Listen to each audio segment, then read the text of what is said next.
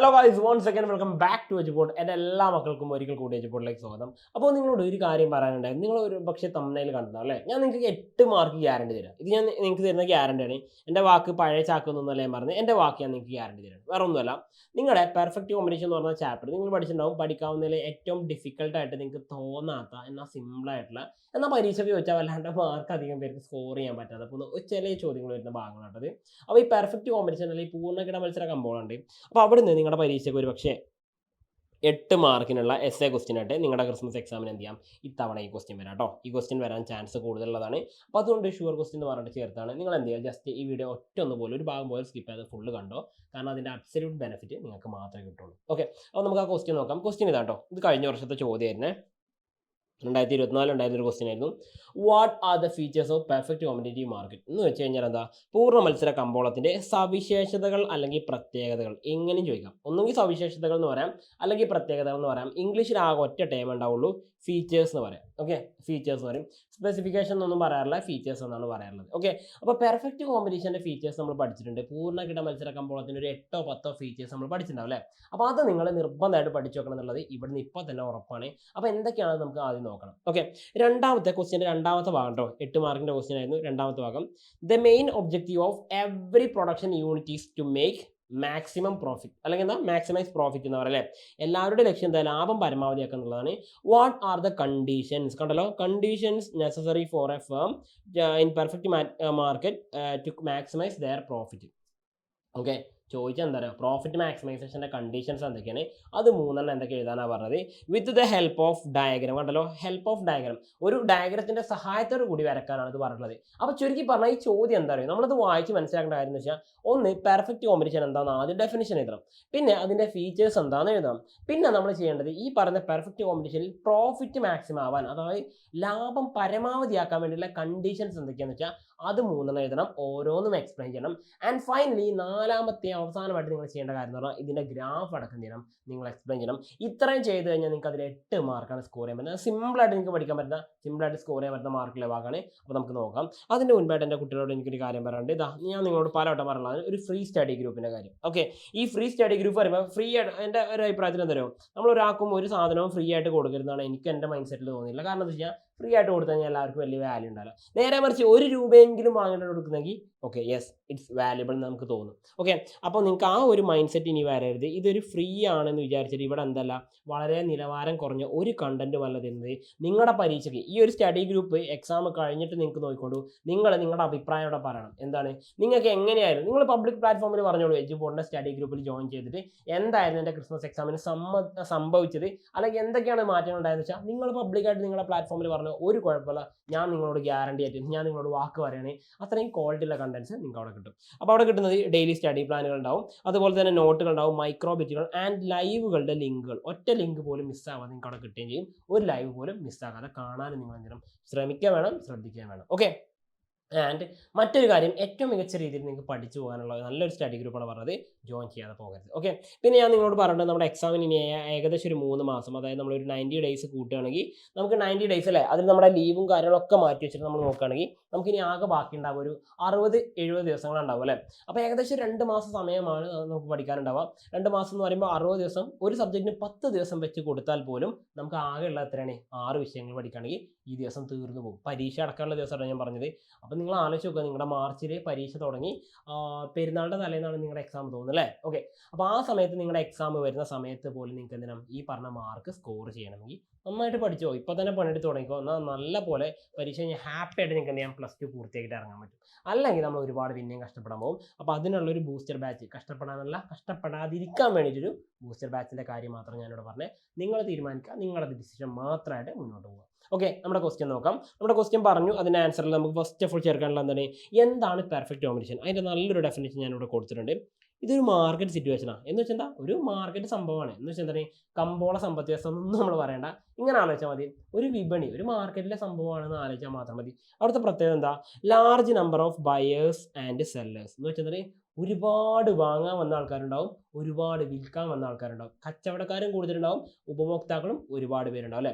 അപ്പോൾ അവരുടെ ഒരു മാർക്കറ്റ് സിറ്റുവേഷൻ ആണ് ഈ പറഞ്ഞിരിക്കുന്ന പെർഫെക്റ്റ് കോമ്പറ്റീഷൻ. അവിടുത്തെ പ്രത്യേകത, അവർ വാങ്ങുകയും വിൽക്കുകയും ചെയ്യുന്ന സാധനത്തിൻ്റെയാണ് പ്രത്യേകത. എന്താണ്, ഹോമോജിനസ് പ്രൊഡക്റ്റ് എന്ന് പറയും. ഈ ഹോമോജിനസ് എന്ന് പറഞ്ഞു കഴിഞ്ഞാൽ അർത്ഥം എന്താണ്? ഏകജാതീയമായ ഉൽപ്പന്നങ്ങൾ. എന്താണ് പറയാ? ഏകജാതീയമായ ഉൽപ്പന്നങ്ങൾ എന്ന് പറയുന്നത്. അപ്പൊ ഏകജാതീയമായ ഉൽപ്പന്നങ്ങൾ വാങ്ങുകയും വിൽക്കുകയും ചെയ്യുന്ന അവരെയാണ് നമ്മൾ എന്ത് പറയുന്നത്? മാർക്കറ്റിൽ ഒരുപാട് ബയേഴ്സും സെല്ലേഴ്സും ചേർന്നുള്ള ആ ഒരു കൂട്ടത്തിൽ നമ്മൾ പറഞ്ഞവരാണ് മാർക്കറ്റ് സിറ്റുവേഷനാണ് നമ്മൾ എന്താ പറയുക പെർഫെക്റ്റ് കോമ്പിനേഷൻ എന്ന് പറയുക. നല്ല ഡെഫിനേഷൻ ഇവിടെ മലയാളത്തിൽ ഞാൻ കൊടുത്തിട്ടുണ്ട്. ഞാൻ ട്രാൻസ്ലേറ്റ് ചെയ്യുന്നതല്ല, കറക്റ്റ് ആയിട്ട് ഇവിടെ കൊടുത്തത്. അതായത് വാങ്ങുന്നവരും വിൽക്കുന്നവരും ഒരുപോലെയുള്ള ഉൽപ്പന്നങ്ങൾ വാങ്ങുകയും വിൽക്കുന്ന ഒരു വിപണി സാഹചര്യമാണ് എന്ത് ഈ പറയുന്ന പെർഫെക്റ്റ് കോമ്പിനേഷൻ എന്ന് പറയുന്നത്. ഓക്കെ, ഇനി അതിൻ്റെ ഫീച്ചേഴ്സ് നമ്മളിപ്പോൾ ഒരു രണ്ടെണ്ണം ഇവിടെ ഓൾറെഡി പറഞ്ഞു കഴിഞ്ഞാൽ എന്താണ്? ഒന്ന്, large number of buyers and sellers. വാങ്ങുന്ന ആൾക്കാരും വിൽക്കുന്ന ആൾക്കാരും ഒരുപാട് പേരുണ്ടാവും. രണ്ടാമത്തെ കാര്യം, അവർ വിൽക്കുകയും വാങ്ങുകയും ചെയ്യുന്നത് ഹോമോജിനസ്. ഈ ഹോമോ എന്ന് പറയുമ്പോൾ നിങ്ങൾ കണ്ടാവില്ലേ, ഹോമോ സെക്ഷാലിറ്റി എന്ന് കേട്ടില്ല നിങ്ങൾ? ഹോമോ എന്ന് പറഞ്ഞാൽ എന്താ? ഒരേപോലുള്ള ഏകമായ. ഓക്കെ, ഏകമായ എന്നാണ് അതിൻ്റെ അർത്ഥം. ഓക്കെ, ഒരേപോലുള്ള സെയിം ടു സെയിം എന്ന് പറയാം. ഓക്കെ, അപ്പോൾ ഹോമോജിനസ് പ്രോഡക്റ്റ് പറഞ്ഞാൽ ഒരുപോലുള്ള വസ്തുക്കൾ വാങ്ങുകയും വിൽക്കുകയും ചെയ്യുന്ന ഒരുപോലുള്ള വസ്തുക്കൾ. നമ്മളിതിനെ മലയാളത്തിൽ പറയും ഏകദാനമായ ഉൽപ്പന്നങ്ങളെന്നും. അതുപോലെ വാങ്ങുന്നവരുടെ വിൽക്കുന്നവരുടെ എണ്ണം വളരെയധികം കൂടുതലായിരിക്കും. ഓക്കെ, ഇനി മൂന്നാമത്തത് free mobility of factors of production. ഈ ഫാക്ടേഴ്സ് ഓഫ് പ്രൊഡക്ഷൻ ഞാൻ പറയാത്തന്നെ നിങ്ങൾക്കറിയാം. ലാൻഡ്, ലേബർ, ക്യാപിറ്റൽ, ഓർഗനൈസേഷൻ, അല്ലെങ്കിൽ ഉൽപാദന ഘടകങ്ങളായിട്ടുള്ള ഭൂമി, തൊഴിൽ, മൂലധനം, അതുപോലെ തന്നെ സംഘാടനം. ഈ പറഞ്ഞ 4 ഘടകങ്ങളുണ്ടല്ലോ, ഇതിനെയാണ് ഫാക്ടേഴ്സ് ഓഫ് പ്രൊഡക്ഷൻ എന്ന് പറയാം. ഇത് നമ്മുടെ എക്കോണമിയിൽ എവിടെ എങ്ങോട്ട് വേണമെങ്കിലും കൊണ്ടുപോകാമെന്നാണ് പെർഫെക്റ്റ് കോമ്പിനേഷൻ പറഞ്ഞത്. അതാണ് ഫ്രീ മൊബിലിറ്റി എന്ന് പറഞ്ഞത്. എവിടെ വേണമെങ്കിലും നമുക്ക് എന്ത് ചെയ്യാം? കൊണ്ടുപോകാം. അതാണ് സ്വതന്ത്ര ചലനാത്മകത എന്നതുകൊണ്ട് ഉദ്ദേശിക്കുന്നത്. നമുക്കറിയാം തെറ്റാണല്ലേ? ഭൂമിയൊന്നും എടുത്തു കൊണ്ടുപോയി നടക്കുന്നില്ല, ഭൂമിയൊന്നും കൊണ്ടുപോകൽ പോസിബിൾ അല്ല അല്ലേ? അപ്പോൾ തെറ്റാണെന്ന് മനസ്സിലാക്കാം. ഇനി നാലാമത്തെ കാര്യം, perfect knowledge about market condition. Market കണ്ടീഷനെ കുറിച്ച് കൃത്യമായ അറിവ് വാങ്ങുന്നവർക്കും വിൽക്കുന്നവർക്കും ഉണ്ടായിരിക്കും. ഓക്കെ, ഇനി അടുത്തത് freedom of entry and exit. എപ്പോൾ വേണമെങ്കിലും നിങ്ങൾക്ക് മാർക്കറ്റിൽ വരികയും ചെയ്യാം, എപ്പോൾ വേണമെങ്കിലും മാർക്കറ്റിൽ പോവുകയും ചെയ്യാം. അത് നിങ്ങൾ ബയർ ആയാലും ശരി, അല്ലെങ്കിൽ സെല്ലർ ആയാലും ശരി. നിങ്ങൾ വാങ്ങാവുന്ന ആളാണെങ്കിലും എപ്പോൾ വേണമെങ്കിലും വരാം, എപ്പോൾ വേണമെങ്കിലും പോവാം. വിൽക്കാവുന്ന ആളാണെങ്കിലും എപ്പോൾ വേണമെങ്കിലും വരാം, എപ്പോൾ വേണമെങ്കിലും പോവാം. നോ കൺട്രോൾ, ആർക്ക് എപ്പോൾ വേണമെങ്കിലും വന്ന് കയറാമെന്ന് അർത്ഥം. ഓക്കെ, ഇനി ആറാമത്തെ, ആബ്സെൻസ് ഓഫ് ട്രാൻസ്പോർട്ടേഷൻ കോസ്റ്റ്. ഏത് സാധനം നിങ്ങൾക്ക് ഫ്രീ ഓഫ് കോസ്റ്റിൽ എല്ലായിടത്ത് വേണമെങ്കിലും എവിടെ വേണമെങ്കിലും എത്തിച്ചേരുന്ന പറയുന്നത് അല്ലേ?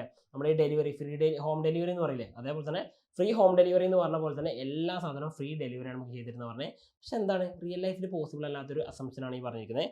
ഇനി ഏഴാമത്തത്, യൂണിഫോം പ്രൈസ്. അതായത് എല്ലാവരും ഒരേ പ്രൈസിനാണ് സാധനങ്ങൾ വിൽക്കുന്നത്. ഒരാളും പ്രൈസ് കൂട്ടുകയോ കുറയ്ക്കൊന്നും ചെയ്യുന്നില്ല, എല്ലാവർക്കും സെയിം പ്രൈസ് ആണ്.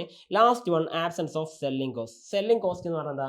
അഡ്വർടൈസ്മെന്റ് ചെയ്യാൻ വേണ്ടി നമുക്ക് ചിലവാകുന്ന പൈസയാണ് സെല്ലിംഗ് കോസ്റ്റിൽ പറയാം. അതായത് പരസ്യമൊക്കെ ചിലവാക്കണ്ടേ? ഒരു പ്രൊഡക്റ്റ് മാർക്കറ്റിൽ ഇറങ്ങിയോ ഇല്ലയോ നമ്മളെങ്ങനെ അറിയാം?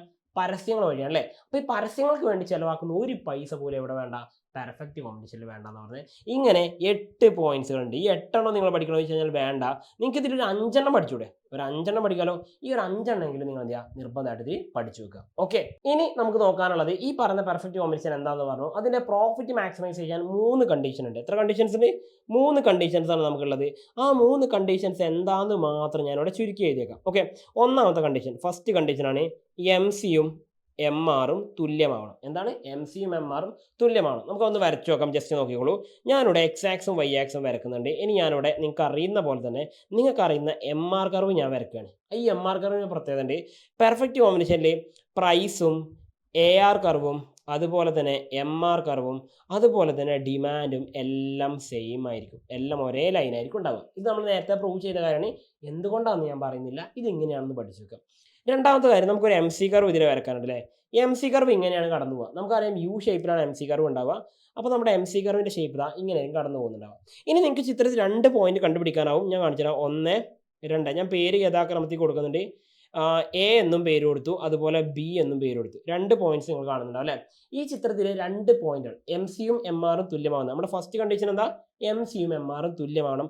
അങ്ങനെ തുല്യമാവുന്ന 2 പോയിന്റുകളാണ്. Okay, at A, B. അവിടെ എന്താ പ്രത്യേകത?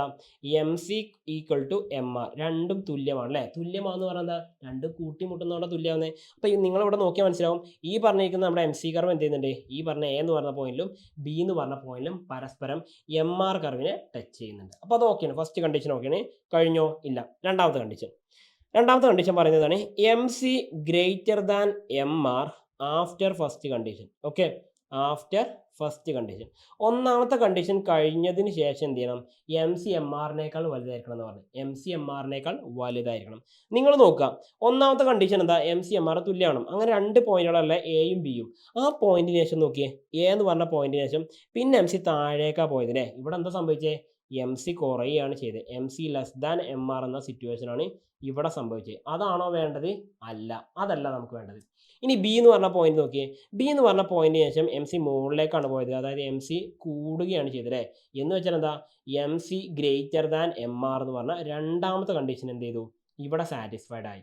ഓക്കെ, അപ്പോൾ എവിടെ സാറ്റിസ്ഫൈഡ് ആയത്? ബി എന്ന് പറഞ്ഞ പോയിന്റിലാണ്. അപ്പോൾ നമുക്ക് അത് എഴുതിയേക്കാം. അറ്റ് ബി, ബി എന്ന് പറഞ്ഞ പോയിന്റ് എന്താണ്, M C greater than M R after first condition അല്ലേ. ഫസ്റ്റ് കണ്ടീഷന് ശേഷം എന്ത് ചെയ്തു, എം സി എം ആറിനേക്കാൾ വലുതായി, അതും ഓക്കെയാണ്. അപ്പോൾ നമുക്ക് എന്ത് ചെയ്യാം, എ എന്തായാലും ഇനി ഈക്വിലിബ്രിയം ആയിട്ട് വരില്ല, നമുക്ക് ഉറപ്പിക്കാം. ഇനി മൂന്നാമത്തെ കണ്ടീഷൻ, ഷോർട്ട് റണ്ണിലാണെങ്കിൽ പ്രൈസ് എന്ത് ചെയ്യണം, ഒന്നുകിൽ ആവറേജ് വേരിയബിൾ കോസ്റ്റിന് തുല്യമോ അല്ലെങ്കിൽ അതിനേക്കാൾ കൂടുതലായിരിക്കണം. ഇതെവിടെയാണ്, ഷോർട്ട് റൺ ആണെങ്കിൽ അഥവാ ഹ്രസ്വകാല ഉൽപ്പാദനത്തിലാണെങ്കിൽ ഇങ്ങനെ വരണം. ഇനി ലോങ് റൺ ആണെങ്കിലോ, ലോങ് റൺ ആകുമ്പോൾ നമ്മൾ ചെയ്യേണ്ട കാര്യം, പ്രൈസ് ആവറേജ് കോസ്റ്റിനേക്കാൾ കൂടുതലോ അല്ലെങ്കിൽ അതിന് തുല്യമായിട്ടാണ് വരേണ്ടത് എന്ന് മാത്രമേ ഉള്ളൂ. അല്ലാതെ ഒരു മാറ്റവും നിങ്ങൾ എന്ത് ചെയ്യേണ്ട, ഇവിടെ ചെയ്യേണ്ടതില്ല. ഇത്രേ പഠിക്കാനുള്ളൂ. അപ്പോൾ നിങ്ങൾക്കൊരു സംശയം ഉണ്ടാവും, സാറേ ഇതിലിപ്പോൾ എങ്ങനെയാണ് ഞാൻ പഠിക്കേണ്ടത്? നിങ്ങൾ ഈ 3 കണ്ടീഷൻസ് വൃത്തിയായിട്ട് പഠിച്ചു വെക്കുക, ഇത് വൃത്തിയായിട്ട് പഠിക്കുക, അതിൻ്റെ കറക്റ്റ് എക്സ്പ്ലനേഷൻ ഞാനിവിടെ എക്സ്പ്ലനേഷൻ കൊടുത്തിട്ടില്ല. എക്സ്പ്ലനേഷൻ നിങ്ങൾക്ക് ഒരു പക്ഷേ ഈ പറഞ്ഞ എജുപോണ്ട് നോട്ട്സ് നിന്ന് കിട്ടും, അല്ലെങ്കിൽ നിങ്ങൾക്ക് ടെക്സ്റ്റ് ബുക്ക് വേണമെങ്കിൽ റെഫർ ചെയ്ത് നോക്കാം. ഈ 3 കണ്ടീഷൻസ് ആണ് നിങ്ങൾ ബേസിക്കലി എഴുതി വെക്കേണ്ടത്. എന്നിട്ട് നമ്മൾ ഈ ഗ്രാഫ് വരക്കണം. ഇനി അടുത്തത് ഇവിടെ നമ്മൾ എന്ത് വരക്കുന്നുള്ളതാണ്. നിങ്ങൾക്ക് വേണമെങ്കിൽ എ സി കർവ് വേണമെങ്കിൽ ഇതാ ഇങ്ങനെ വരക്കാം. ഇത് വരച്ച് കഴിഞ്ഞാൽ എന്ത് ചെയ്യും, ഇങ്ങനെ എ സി കർവ് കൊടുക്കുകയാണെങ്കിൽ നമുക്ക് അവിടെ പറയാം ലോസ് ആണ് ഫേമിന് ഉണ്ടാകുന്നതെന്ന് പറയാം. ഇനി നേരെ മറിച്ച് എ സി കർവ് ഇതാ ഇങ്ങനെയാണ് കടന്നു പോകുന്നതെങ്കിൽ നമുക്ക് എന്ത് പറയാം, ആ ഫേമിന് ഉണ്ടാകുന്ന നോർമൽ പ്രോഫിറ്റ് ആണ് നമുക്ക് പറയാൻ പറ്റും. ഇനി നേരെ മറിച്ച് എ സി കർവ് താഴെയിലൂടെയാണ് കടന്നു പോകുന്നതെങ്കിൽ നമുക്ക് എന്ത് പറയാം, ഈ എ സി കർവ് പോകുകയാണെങ്കിൽ നമുക്ക് അവിടെ എന്ത് പറയും, സൂപ്പർ നോർമൽ പ്രോഫിറ്റ് ആണ് ഉണ്ടാകുന്നതെന്ന് പറയാം. ഓക്കെ, സൂപ്പർ നോർമൽ പ്രോഫിറ്റ് ആണെന്ന് പറയാം. അപ്പോൾ ഇങ്ങനെ 3 സിറ്റുവേഷന് വേണമെങ്കിൽ നമുക്ക് പറയാം. നിങ്ങൾക്ക് ഏതാണോ ആപ്റ്റ് ആയിട്ട് തോന്നുന്നത് വെച്ചാൽ നിങ്ങൾക്ക് അത് വരക്കാം. സാധാരണ ഷോർട്ട് റണ്ണ് ചോദിച്ചു കഴിഞ്ഞാൽ നിങ്ങൾ എപ്പോഴും മനസ്സിലാക്കുക, ഷോർട്ട് റണ്ണിൽ നമ്മളോട് ചോദിച്ചിട്ടുണ്ടെങ്കിൽ, ഇതിപ്പോൾ ഒരു ഷോർട്ട് റൺ ആണെന്ന് വിചാരിക്കുക, ഷോർട്ട് റണ്ണിൽ സാധാരണ നമുക്ക് എന്താ ഉണ്ടാവുക, maximum profit super normal profit ആണ് ഉണ്ടാവാറുള്ളത്. അപ്പോൾ അതിനെ കാണിച്ചുകൊണ്ട് ഞാൻ വരക്കുകയാണെങ്കിൽ ജസ്റ്റ് നോക്കിക്കോളൂ, എ സി കർവ് താഴെ കൂടെ പോകുന്ന പോലെ നിങ്ങൾ വരയ്ക്കുക. ഓക്കെ, താഴെ കൂടെ പോകുന്ന പോലെ വരച്ചാൽ മതി. ഈസി ആയിട്ട് നിങ്ങൾക്ക് എന്ത് ചെയ്യാൻ പറ്റും, ഇതിൻ്റെ മാർക്ക് സ്കോർ ചെയ്യാൻ പറ്റും. അപ്പോൾ നിങ്ങൾക്ക് നോക്കിയാൽ മനസ്സിലാക്കാൻ പറ്റുക, ഇവിടെ ഈ പറഞ്ഞ ഇക്വിലിബ്രിയം പോയിന്റ് ഞാൻ ക്യൂ സ്റ്റാർ എന്ന് പറഞ്ഞ ഇക്വിലിബ്രിയം പ്രൈസ് ക്വാണ്ടിറ്റിയും പി സ്റ്റാർ എന്ന് പറഞ്ഞ ഇക്വിലിബ്രിയം ക്വാണ്ടിറ്റിയും കണ്ടെത്തി. അതിനുശേഷം ഞാനിവിടെ ഷെയ്ഡ് ചെയ്യുന്നൊരു ഭാഗമുണ്ട് അല്ലേ, എ സി കർവ് ടച്ച് ചെയ്യുന്നൊരു ഭാഗം കണ്ടല്ലോ.